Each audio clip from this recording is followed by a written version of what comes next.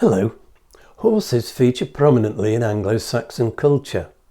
The names of Hengist and Horsa, the Germanic brothers who, according to Bede in his ecclesiastical history completed in 731, spearheaded the invasion of Britain by Anglo-Saxons and Jutes in the 5th century, translate as stallion and horse and probably relate to equine deities.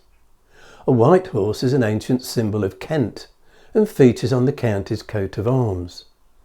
Bede writes of bishops and nobles travelling on horseback, making a point about humility by recounting how Aidan, Bishop of Lindisfarne, handed the horse he had been given by King Oswine to a beggar, preferring to walk.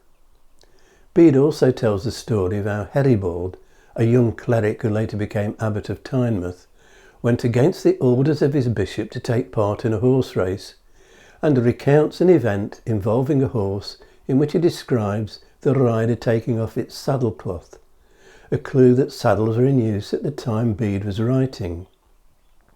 In the Anglo-Saxon epic poem Beowulf, as a reward for killing the giant Grendel, the hero is given a team of 8 horses and presented with King Hrothgar's own warhorse, complete with a lavishly decorated saddle, and a celebratory horse race is held. Fiction, of course, but it does reinforce the status conferred by the possession of a fine steed.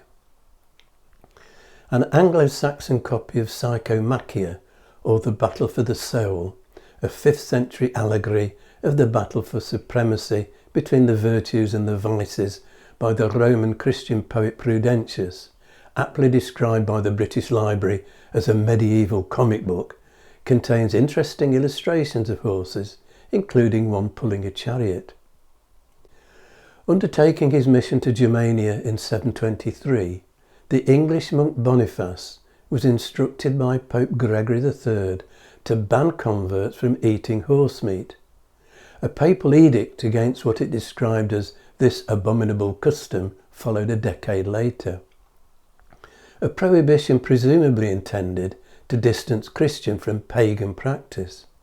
It may also have been influenced by the Muslim invasion of Gaul, where the forces of Charles Martel, although victorious in stemming the advance, fought against mounted warriors without heavy cavalry of their own. A section of a sandstone cross shaft, excavated in 1979 at Repton in Derbyshire, a former capital of the Anglo-Saxon Kingdom of Mercia, depicts a mustachioed warrior mounted on a stallion, brandishing a sword with the reins looped over his right arm. Saddle and other tack are visible. The figure is thought to represent the 8th century King Athelbald. Possession of a finely bred horse in Anglo-Saxon England was a mark of elite status. The laws of Einar, King of Kent, drawn up in the late 7th century, make mention of the position of horseward. From the time of Alfred the Great, the post of Mareschal or Marshal, sometimes called a horse thane, originally filled by a farrier, became a fixture in royal households, in charge of a division that became known as the Marshalsea under the Plantagenets, a role that would develop in the later medieval period into the Master of Horse, with responsibility for stabling, feed and the logistics of travel with the royal baggage train.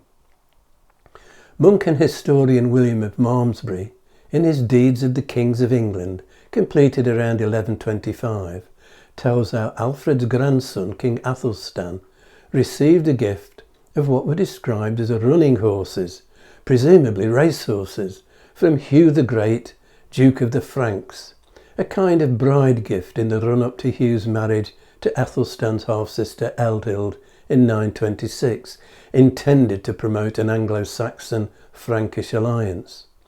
No doubt these would have been crossed with the royal herd.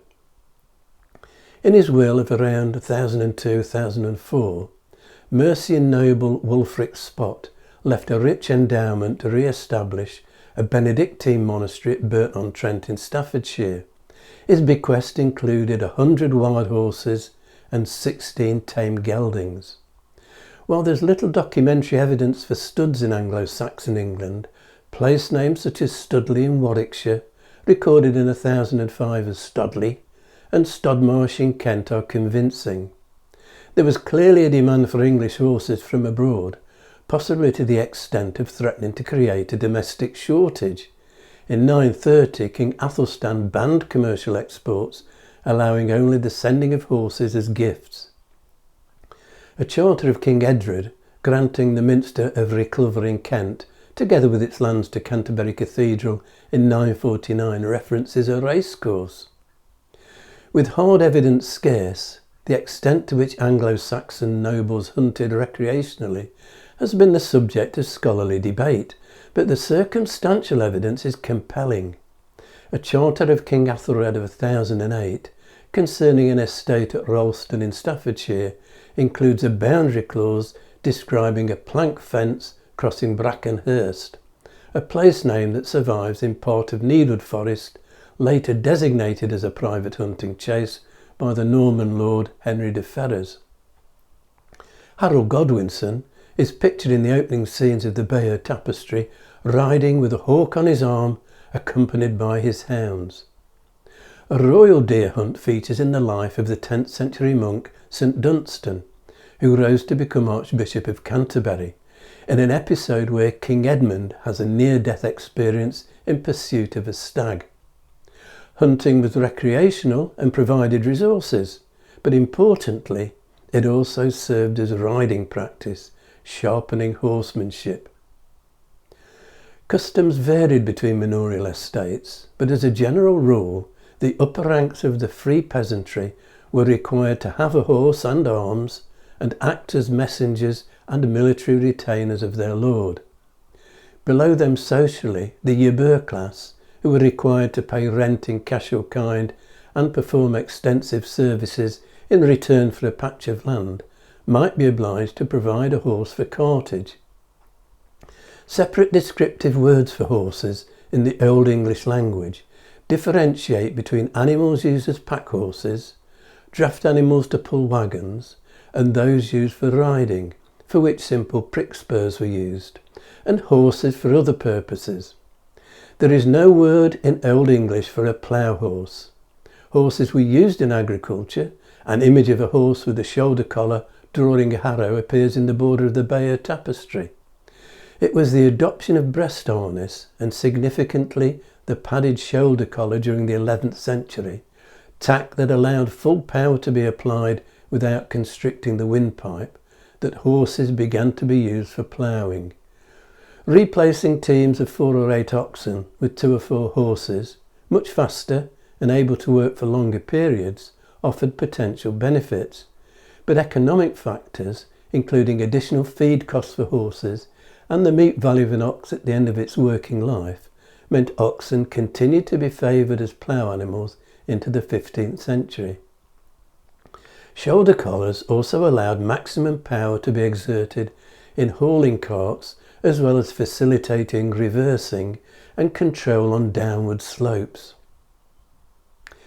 Next time, the Normans and the development of the cavalry charge as a battle tactic. If you've enjoyed this video, hit the like and subscribe buttons and click on the notification bell to be informed when the next video is available, or you can subscribe by clicking on the rose window over my shoulder.